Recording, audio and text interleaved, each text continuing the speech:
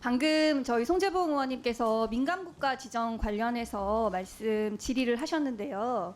장관님께서 이 정보가 보안 사항이고 파악하기가 어렵다 이렇게 말씀하셨어요. 사실 이런 정보를 파악하기 위해서 저는 이제 산자부가 이렇게 미국 로펌들의 자문 계약을 해가지고 이런 민감한 정보들, 우리가 외부로 공지되지 않아서 알 수 없는 정보들을 파악하기 위해서 이런 자문 계약을 하고 있는 것이 아닌가 생각했는데, 이게 매년 한 10억 정도, 아마 기본적으로 10억이고 시간당 페이를 생각하면 더 들 것 같은데, 이런 로펌들 계약하는 게 전혀 쓸모가 없나요? 아닙니다. 아까 말씀드린 것처럼 이제 의원님들께서 대미 의원 외교를 하실 때 아까 저 존경하는 우리 김한기 의원님께서 보여주셨던 그런 의원들하고 일정을 잡는다거나 그런데 이분들이 하는 거지, 로펌에서 비공개된 보안 정보를 이렇게 이 정보기관이 아닙니다. 여기서 계약한 내용을 보면은 미국의 무역, 산업 및 에너지 정책 이슈에 대해서 법률 분석을 제공을 하고 월간 회의도 개최한다 이렇게 되어 있고요. 당연히 그렇습니다. 그래서 네. 공식적인 정책에 대해서 그런 것들을 전달해 줄 수 있지만, 그러면 사실 이렇게 로펌들 자문 계약 체결하는 거 별로 효과 없는 거 아니에요? 저희가 사실 통상 정책 오늘 계속 이슈가 되고 있는데 그런 통상 정책에 있어서도 정보를 잘 가지고 있는 게 중요한 것 같은데 그게 좀 부족한 거 아닌가 싶어서 여쭤보는 거거든요. 의원님께서 변호사로서 너무 잘하실 것 같은데, 보안 정보를 권한이 없는 사람이 잘못 이걸 관련하게 되는 경우에는 굉장히 큰 문제가 생기기 때문에. 그래서 뭐 어렵다 그러면 사실은 네, 뭐 이런 자문 계약 해왔자 무슨 소용인가 하는 생각도 아닙니다. 들고. 말씀드렸지만 사실 장관님이 미국에 몇 번 갔다 왔는지 기억 안 난다 하셨는데 3번, 올해만 벌써 3번을 갔다 왔어요.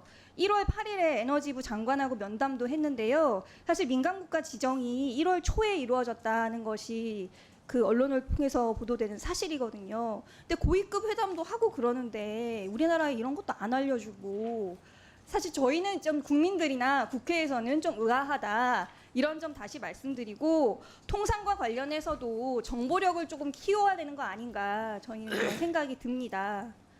그래서 어제 또 앞서 말씀하셨는데요.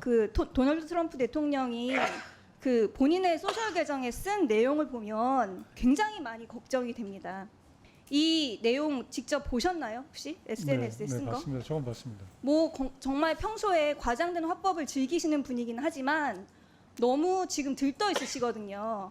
I just had a great call 막 이러면서 너무 들떠 있어요.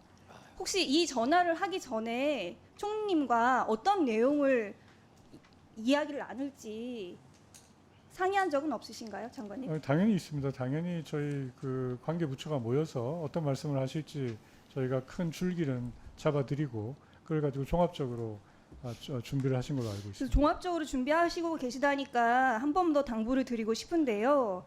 전 슬라이드 보시면 여러 가지 나열한 프로젝트들 많고, 오늘 알래스카 파이프라인에 대해서 여러분이 질의를 하셨습니다. 지금 미국이 굉장히 알 수 없는 계산법으로 우리가 비관세 장벽이 있다고 하면서 25% 상호관세를 매겼고, 또 우리 기업들은 미국이 자꾸 그렇게 나가니까는 우리 해외에 수백 조를 해외에 투자하겠다 이런 상황이라서 우리 일거리 먹거리가 해외 유출되지 않을까 많이 걱정이 되는데, 혹시 총리님이 나중에 책임질 수 없는 그런 통 큰 약속을 하셔가지고 우리가 책임져야 될 상황이 발생하지 않을까 걱정이 되고요. 특히 알래스카 파이프라인 같은 경우는 굉장히 리스크가 큰 사업이고 미국 정권이 바뀌면 또 중단될 수 있는 사업이거든요.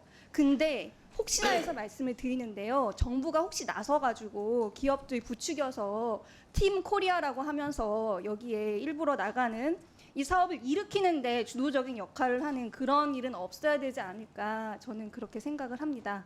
오늘 여러 의원님도 당부를 하셨는데요.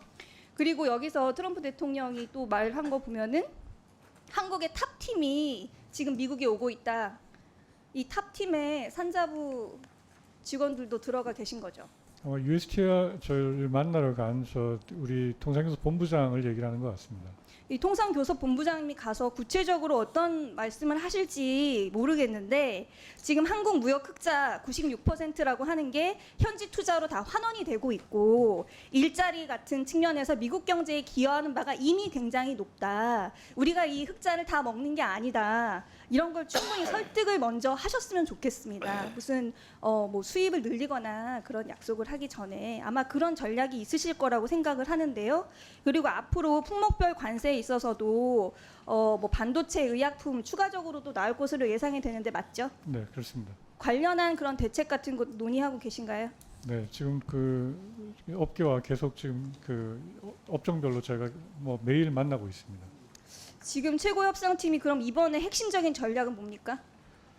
지금 말씀드린 것처럼 일단 그 저기서 발표한 그 관세들이 상호관세, 보편관세, 품목관세 여러 가지가 있는데 협상을 해서 뭐를 지금 그 뭐 이걸 깎을 수 있는지 그리고 그 깎는 시점이 어떻게 되는 건지 이런 것들이 지금 전혀 안 나와 있어서 그런 그 협상을 뭘 대상으로 해야 되는지부터 그다음에 이제 앞으로 어떤 네, 기초적인 구조로 여러 가지가 정보부터 많이 지금 있습니다. 파악해야 네. 되는 상황인 것 같은데요. 우리가 일단 기여하는 부분이 많다는 부분 먼저 강조해야 돼야 될 것 같고 비관세 장벽이라고 하는 게 뭘 말하는 건지 구체적으로 따져봐야 될 것 같습니다.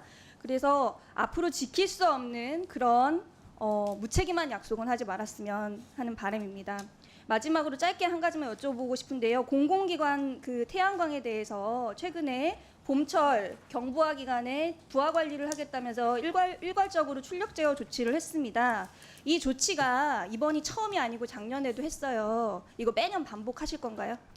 지금 경부하기에 이 저 발전 과잉이 되는 부분이 근데 매년 반복을 우리가 해야 될까요? 굉장히 늘고 있습니다. 제가 네. 아시겠지만 계속 저희가 이제 태양광도 늘리고 이러다 보니까 네. 또 문제가 경부하기에는 발전 과잉 그럼 문제가 너무 대책은 심각해서 뭔가요? 대책이 뭘까요? 지금 그래서 그 저 ESS 보급 지금 저희가 확대하고 있고요. 그 공공주도 그 베스 중앙계약 시장을 지금 운영을 하고 있습니다. 그래서 23년 8월에 제주 지역에 68메가 개설했는데 이어서 그 금년 4월에 제주 지역 40메가와트 하고 그다음에 호남 비롯한 그 육지의 개통 부족 지역에 500메가와트 저희가 2차 시장 개설 예정으로 있습니다. 그래서 그 기본적으로는 좀 베스 시장이라도 좀 확대를 해서 이런 것도 좀 막아보려고 노력을 하고 있습니다.